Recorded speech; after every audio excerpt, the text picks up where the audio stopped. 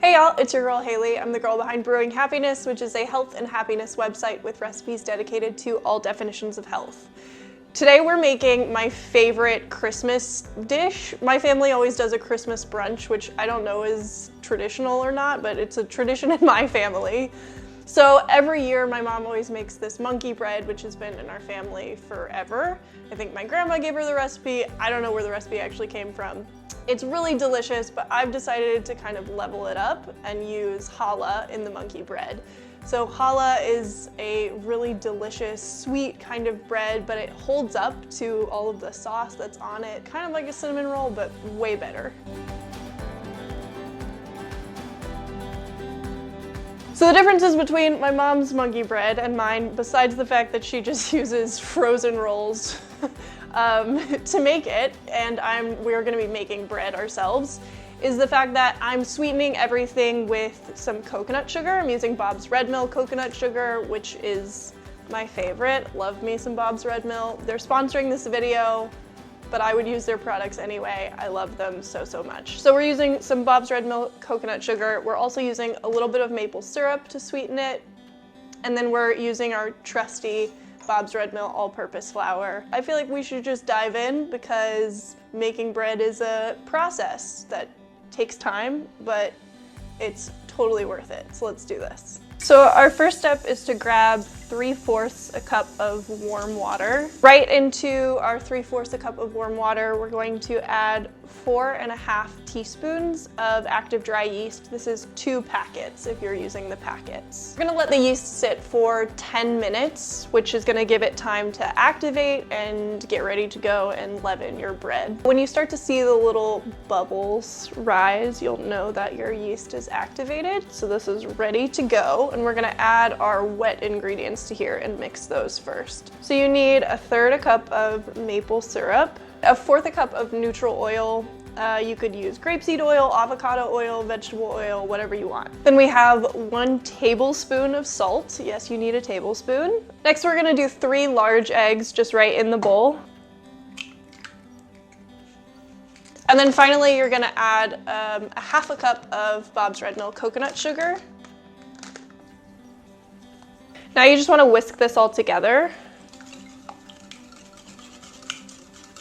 So now we're gonna add our all-purpose flour, and I want you to make sure that you fluff your flour, which means take a fork and open your bag, and I want you to scoop your fork through it and make your flour nice and fluffy and light. And the next thing I want you to do is to take your measuring cup, and I want you to spoon your flour into it. Don't pack your flour into it. That defeats the purpose of fluffing it. We will spoon flour into the cup until it reaches the top, and then take the back of a knife and just level it off. So then you just take your cup of flour and throw it right into your wet ingredients. After each cup of flour, you're gonna whisk or stir this together. By the end of this, you're adding 5 cups of flour. So by the end of this, it will be a little bit too hard to use a whisk for, but about for the first 3 cups of flour, I use a whisk, and then I will transfer to like a spatula or a wooden spoon or something. The dough is like not fully combined, but it's kind of a shaggy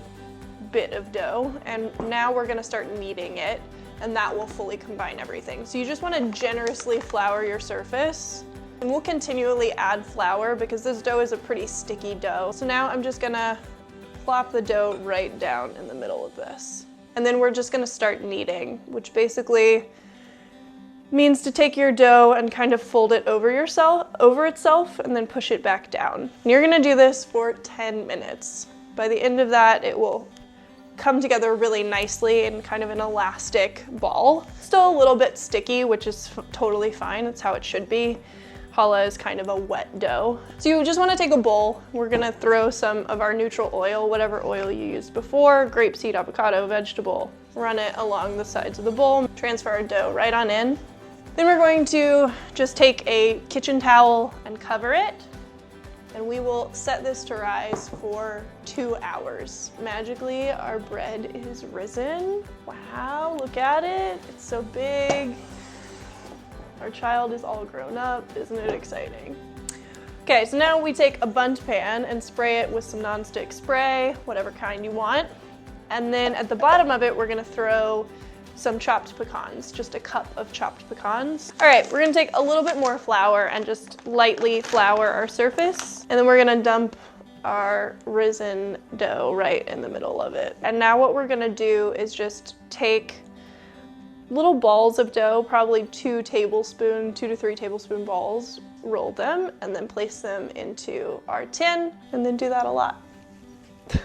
So we have all of our little dough balls in here, and now we're just going to cover it for another 30 minutes. While this is going, we're gonna make a sauce to pour over it. Wow, magically, all of the sauce ingredients appeared here.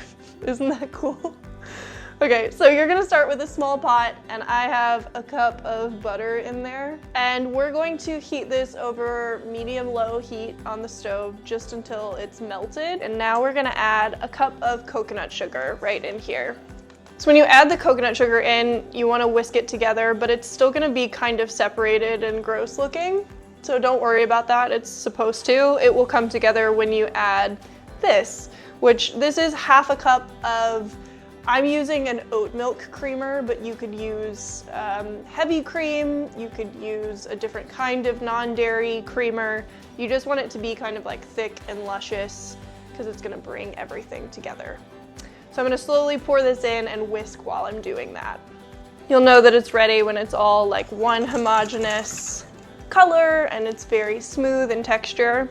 So once that happens, we're gonna add in a teaspoon of vanilla. I'm also gonna add a pinch of flaky sea salt. You could add just a little bit of regular salt here as well. Mix it all in.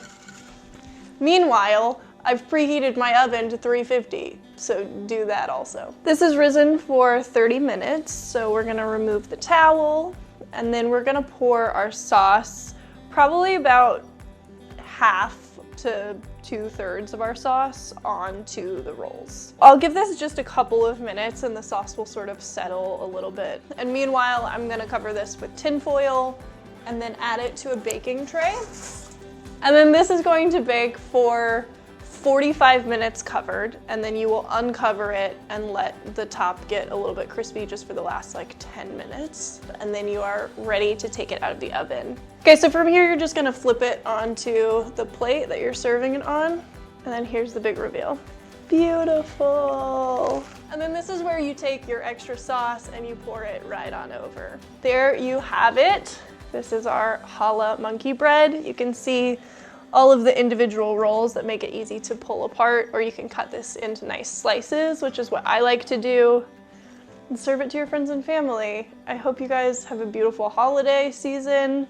I hope you eat so much of this that you can't function. I hope you guys enjoy yourselves, stay happy and stay healthy. I love you all very much. Bye.